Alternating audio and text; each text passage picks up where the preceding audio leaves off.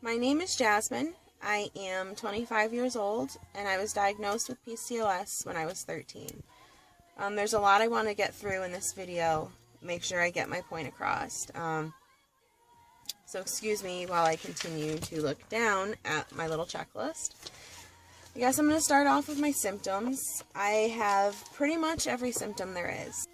Our irregular periods, which I have had since they began. Dark skin. I have dark patches on my neck, as well as every other crease there is. Hair where it doesn't belong. The oily skin, which you can see at the moment. Insulin resistance, also one of my biggest problems. Weight gain and the inability to lose it. Skin tags. I have some around my armpits, but they're mostly covering my neck areas. High cholesterol, infertility, trouble getting to sleep. I'm vitamin D deficient. I've been battling depression for 7 years, on and off since 2007. I have a bad social anxiety, terrible mood swings due to my hormones, and I am unsure because I haven't been to the doctor lately. I don't know if I have celiac disease, but I have grown, how do I say it? I'm not going to say gluten intolerant because I can't have gluten, but potatoes and bread are a big thing. Low GI diets are popular for PCOS patients, and even doing that hasn't helped me. I eat and I immediately feel sick. I feel weak. I just want to go to sleep and throw up at the same time. I was diagnosed by my pediatrician at 13 years old. I was in 8th grade, and I weighed 189 pounds. My biggest issue with PCOS is my insulin resistance, and the metformin is meant for that. Metformin, for me, I can't handle it. My body can't handle it. So being on the metformin helps my body to use the insulin, but as it also messes with my blood sugar levels. At times, I can just become incredibly weak out of nowhere. I'll get nauseous, I feel exhausted, and I just feel like I'm going to pass out. Heat makes it a lot worse. That is due to my insulin resistance. It causes my body to not do what it's supposed to with the food, which causes a spike in my blood sugar and then a really fast drop. And that's what causes me to end up that way. It makes me want to not eat in public because I can't function after. I am making this video in my work uniform because it is one of the times I feel the most insecure. They said I don't like my hair up. I feel like a boy. Not only that, but it reveals a lot more that I try really hard to hide.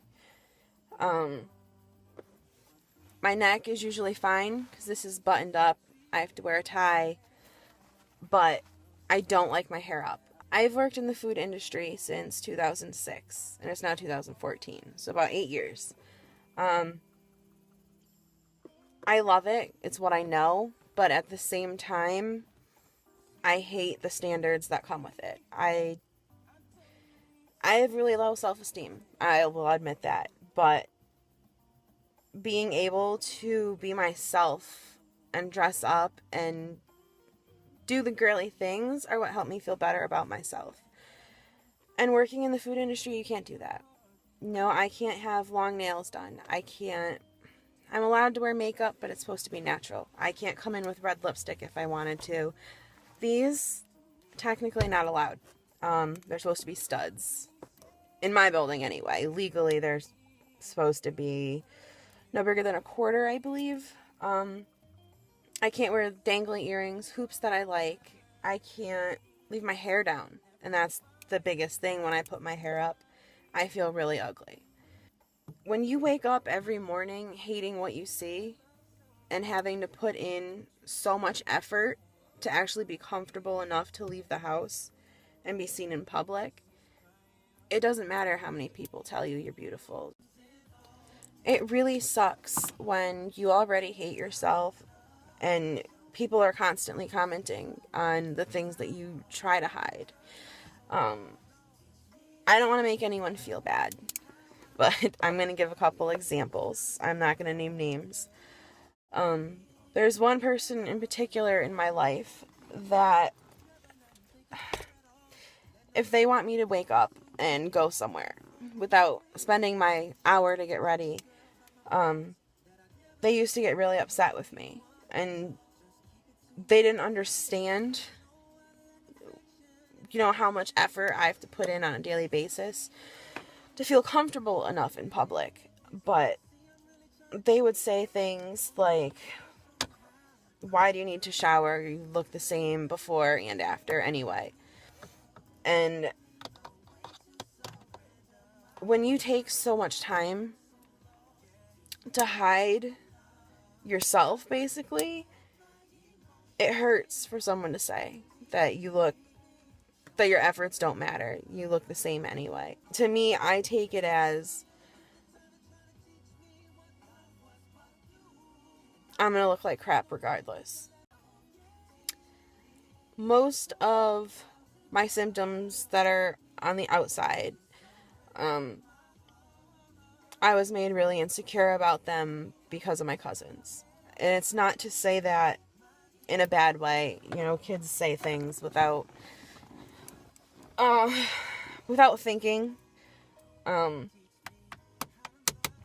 If I go to the beach and I do happen to wear a tank top because it's hot and I don't want to wear long sleeves, I can guarantee one of them is going to say something about the dark skin, whether it's my elbows, my neck, my armpits.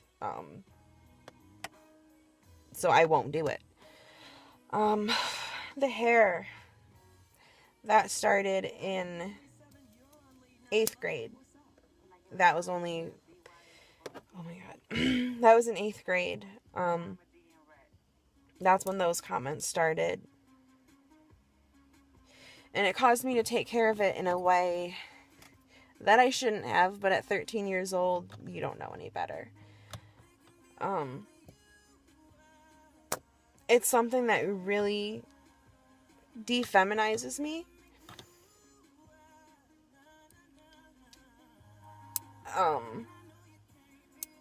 One of the reasons I don't like my hair up, no amount of foundation can cover it. I try my best. I can't afford laser. I can't even afford health insurance. I don't like anyone touching my face. I don't like anyone touching my stomach. I have shaved head to toe since I was about 12 years old.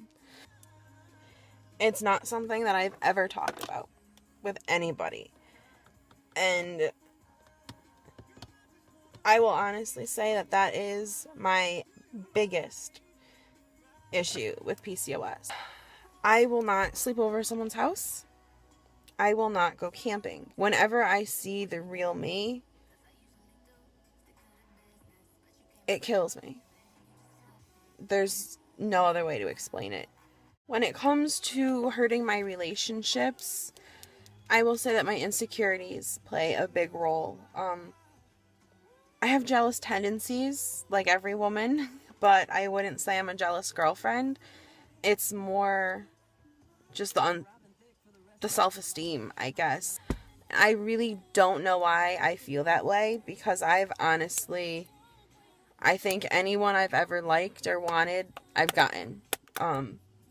I've pulled some pretty amazing looking people, but it doesn't make me feel any better about myself. I'm in multiple support groups for PCOS on Facebook, and I see on a daily basis that there's hundreds of other women out there who are not comfortable in their skin. And it's not something that they can help. It's not something that's their fault. They're not lazy.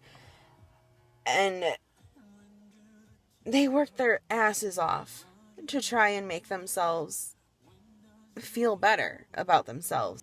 Nobody knows what PCOS is unless you know someone with it that's actually been willing to speak to you about it. So I just started this project back in June. My goal was to just spread awareness. I don't think I can change the world. But I want people to know what PCOS is.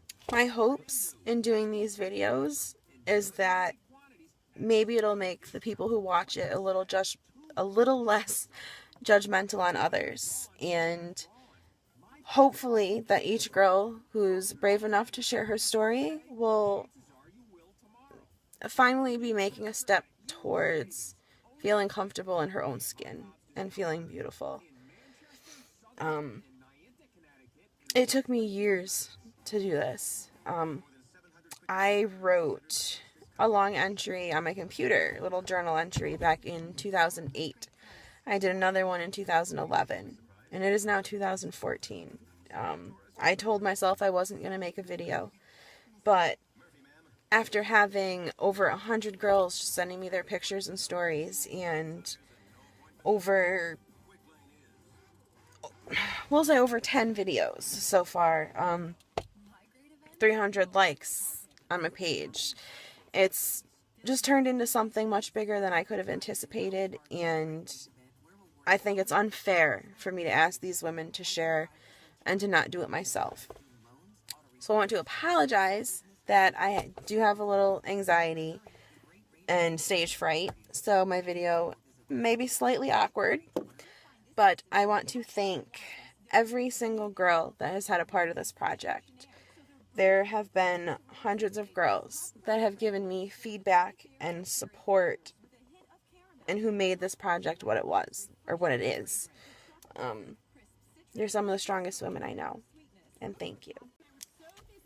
Please continue to follow my videos. You can follow me on Facebook at facebook.com/PCOS Warrior Project.